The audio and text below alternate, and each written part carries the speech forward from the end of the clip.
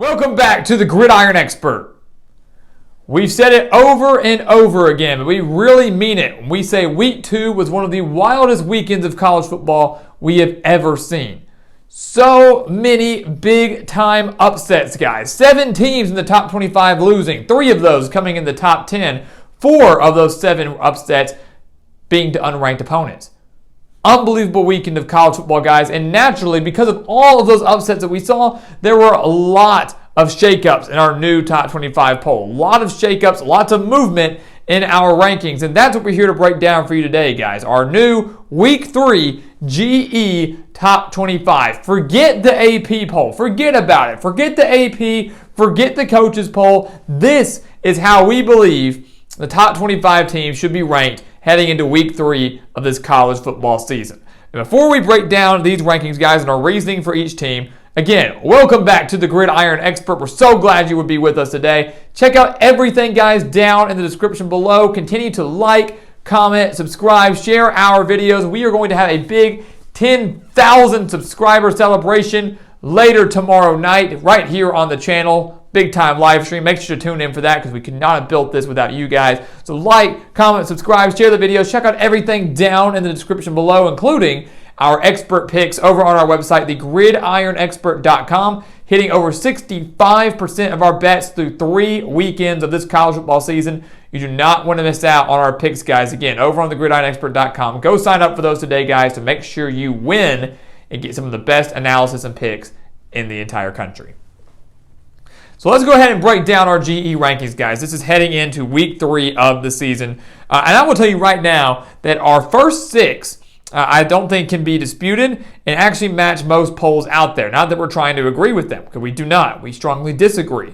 But I think the top 6 is pretty set in stone. New number 1 team in Georgia. The Bulldogs taking over that number 1 spot over the likes of Alabama, even Ohio State for some. Georgia, to me, looked like the only team that was truly worthy of their top 10 ranking in Week 2. Now, I know it was against Stanford. They beat Stanford 33-0. But their win over Oregon was impressive. They looked great against Stanford. They looked better than Alabama, who only beat Texas by 1 and probably should have lost to the Longhorns in Austin. They looked better than Ohio State, who, yes, beat Arkansas State 45-12, but to me wasn't all that impressive of a performance. I think a lot of people, after a mediocre offensive performance against Notre Dame, thought Ohio State would show up, light up Arkansas State, drop 50, 60 on them, and they didn't. And their defense didn't look all that great either. Yes, 12 points isn't a lot, but a lot more than I thought Arkansas State would score, and the Red Wolves moved the ball a lot more easily than I thought they would as well. So Georgia, to me, is the undisputed number 1 team. They're first behind Alabama and Ohio State, each of which dropped a spot in our rankings from last week. Michigan up a spot over Clemson. Tigers, to me, still a top 5 team, but still a little shaky, only beating Furman 35-12. It's a 23-point victory over there. Again, you can't blow everybody out. You can't always win your games by 50 or 60, but Clemson, slow start against Georgia Tech, not that great against Furman, still a top 5 team. Still think they're a little bit better over Oklahoma, who moved up 3 spots all the way to 6.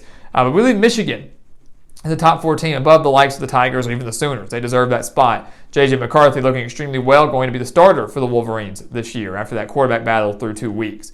So Michigan, Clemson, Oklahoma rounding out the top 6. And then that's where things, I think, start to be disagreed for a lot of people. I still think Utah's a top 10 team.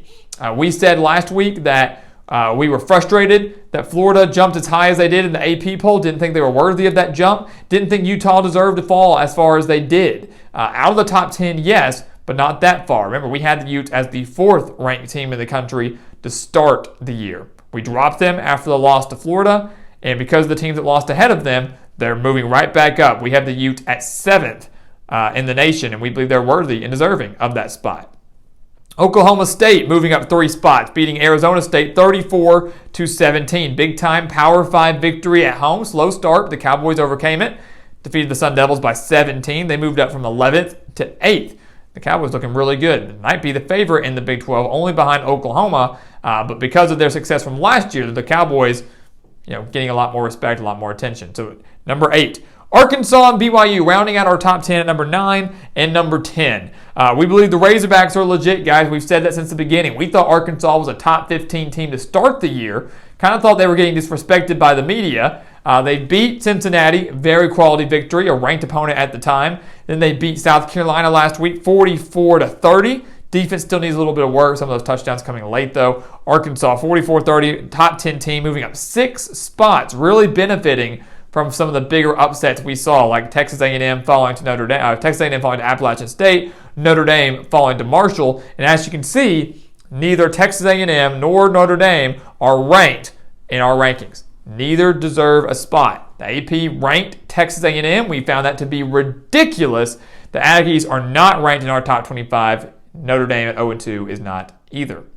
So Arkansas at 9 and BYU moving up 11 spots after their home victory over number 9 Baylor in double overtime. The Cougars, guys, are legit. Some don't think they're a top 10 team yet. I think they're right there on the border. I almost ranked them around 11th, but right now, out of the teams ranked below them, NC State, Baylor, Michigan State, even Kentucky, I didn't think either of those teams deserved that top 10 spot. BYU, with that impressive victory, I believe they earned that. The Cougars coming in at number 10, big game against Oregon on Saturday.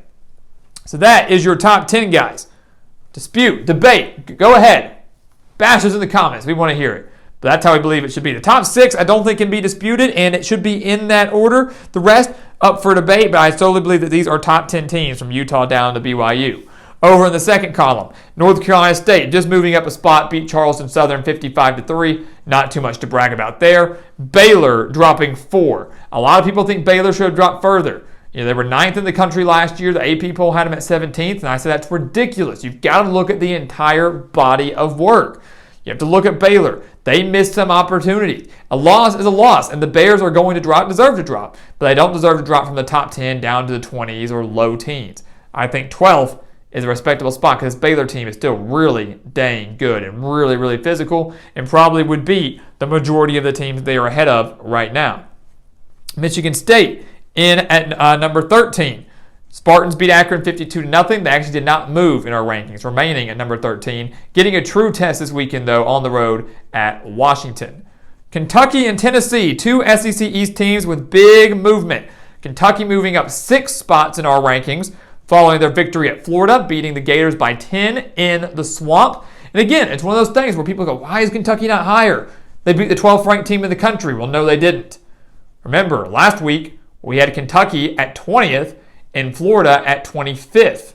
The Gators barely made our top 25. We did not think they deserved to be ranked as high as 12. So yes, Kentucky won on the road. It was impressive. They deserved that victory. They did not beat a team that was ranked higher than them that would justify them jumping all the way into the top 10 or something like that. They are a top 15 team in our eyes, but nowhere near right now a top 10 caliber. So Kentucky in at 14 following their win against Florida. Tennessee up 9 spots in our rankings, all the way to number 15, jumping Miami, who stayed stagnant after their win over Southern Miss.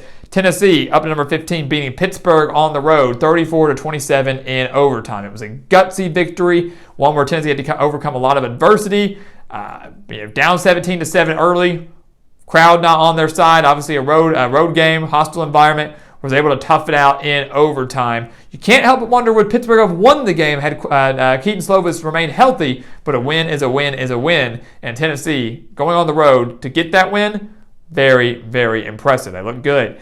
15th for the Volunteers, and they deserve it.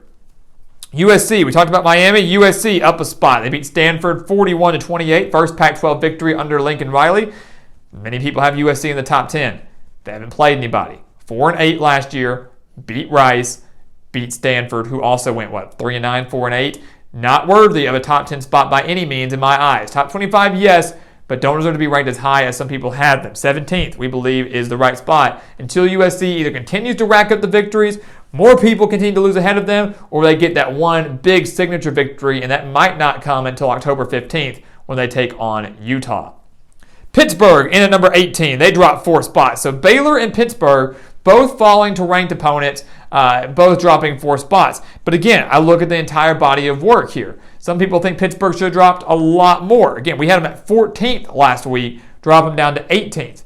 Again, BYU should be ranked ahead of Baylor. Tennessee should be ranked ahead of Pittsburgh, 100% when it comes to those. But you look at the Panthers, guys. They lost Keaton Slovis for the entire second half. He was injured for the entire second half. Then Nick Patty comes in. He's practically playing on one leg, especially down the stretch at the end of the game. Pittsburgh's defense did everything they could to keep them in that game, and you can't help but wonder if Keaton Slovis had played the entire game, if he had played the entire second half, would Pittsburgh have won?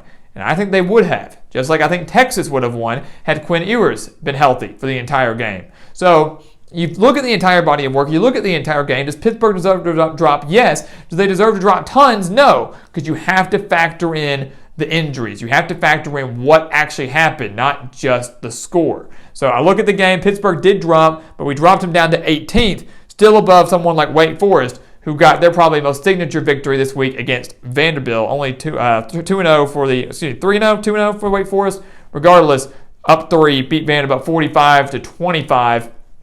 Again, but very nice to see Sam Hartman back under center. But the Demon Deacons, some would say, should be above Pittsburgh right now.